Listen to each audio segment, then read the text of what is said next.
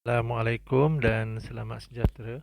Bertemu lagi kita dalam mata pelajaran Bahasa Melayu tahun 4. Tajuk yang akan cikgu sampaikan pada kali ini ialah kemudahan untuk insan istimewa, standard pelajaran 5.3.1, kemahiran tata bahasa iaitu ayat tunggal. Murid-murid boleh rujuk buku teks halaman 105. Baiklah murid-murid, terlebih dahulu cikgu minta murid-murid membaca dan memahami petikan buku teks beserta gambar pada muka surat 105.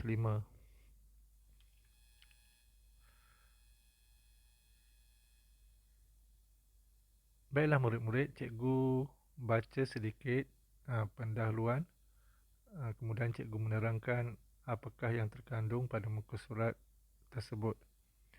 Kemudahan untuk insan istimewa. Zara dan rakan-rakannya membaca brosur tentang kemudahan untuk insan istimewa. Jadi kata kuncinya di sini ialah Zara membaca brosur. Brosur, okay, nanti cikgu terangkan apakah itu brosur. Contoh-contoh brosur yang boleh murid-murid lihat tentang kemudahan untuk insan istimewa. Insan istimewa yang dimaksudkan ialah orang kurang upaya ataupun OKU.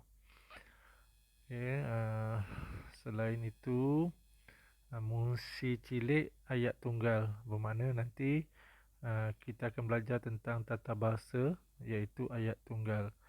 Manakala aktiviti di akhir nanti murid-murid akan membina ayat tunggal dengan menyusun perkataan semula.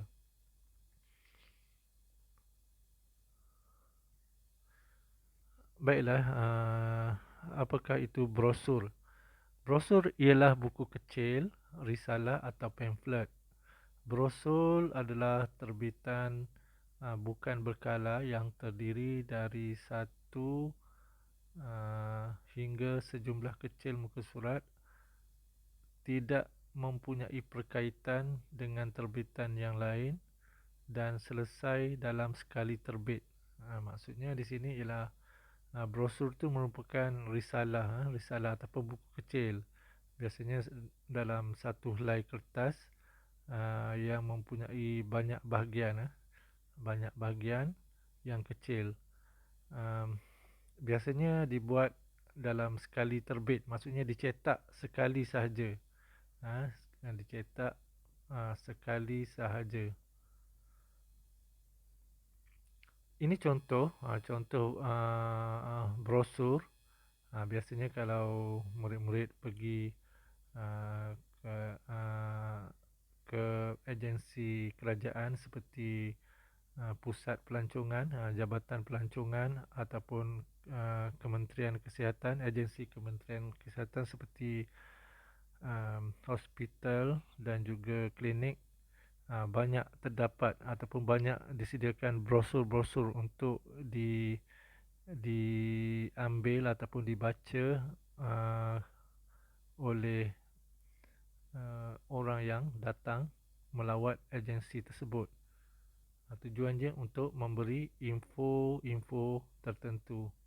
Yang satu lagi ni contoh brosur yang disediakan oleh agensi dadah kebangsaan, anti dadah kebangsaan, tentang fakta mengenai syabu dan kesan dadah kepada kesihatan. Baiklah, kita pergi terus ke fokus utama iaitu ayat tunggal. Apakah yang dimaksudkan dengan ayat tunggal? Ayat tunggal ialah ayat yang mempunyai satu subjek dan satu predikat. Contoh, ini contoh ayat. Ali membasuh kasut sekolah. Maksudnya subjek di sini ialah Ali. Ali. Kemudian predikatnya membasuh kasut sekolah. Jadi itu contoh ayat tunggal. Kalau ayat majmuk, dia sama ada dia mempunyai dua subjek, satu predikat ataupun satu subjek dua predikat, ataupun uh, dua subjek, dua predikat. Boleh maksudnya predikat, subjek dan predikat tu lebih dari satu. Ini contoh lain, ayat tunggal. Ayat pertama, beliau guru mata pelajaran bahasa Melayu.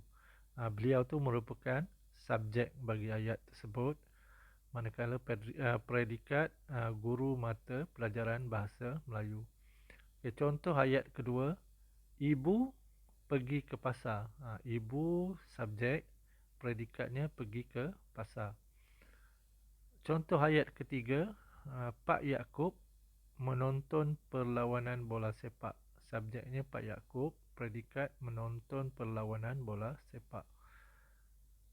Contoh ayat keempat, pemain softball itu subjek, sangat hebat. Pemain softball itu sangat hebat. Subjeknya pemain softball itu, predikat sangat hebat. Baiklah murid-murid, seterusnya latihan di rumah, sebab muka surat ni muka surat pelajaran kita pada kali ini lebih kepada latihan terus. Jadi latihan di rumah, bina ayat tunggal dengan menyusun perkataan semula. Buat dalam buku BM1 Tata Bahasa. Baiklah, ini contoh latihan yang boleh murid-murid lihat ketika membuat latihan. Okey, pertama tulis hari buat, iaitu hari ini. Kemudian tulis tarikh, tulis tajuk kemudahan untuk insan istimewa, tulis standard pelajaran 5.3.1, kemudian selang, tulis arahan, bina ayat tunggal dengan menyusun perkataan semula.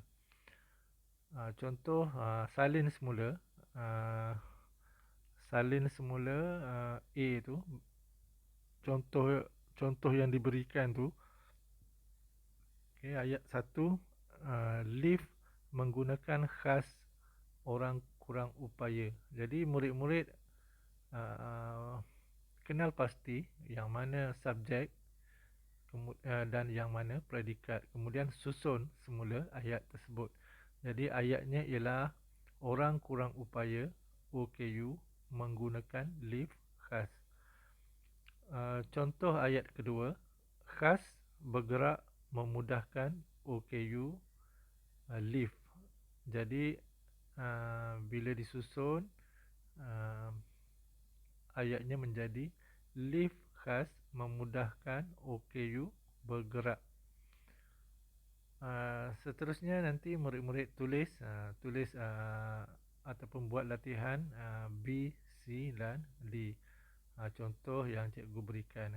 Contoh murid-murid boleh lihat seperti yang cikgu paparkan pada slide ini. Okay, yang ni, yang D pun sama. Nanti murid-murid rujuk, murid-murid bina ayat dengan menyusun perkataan yang diberikan itu. Baiklah murid-murid, itu sahaja pelajaran kita pada kali ini. Cikgu ucapkan sekian terima kasih.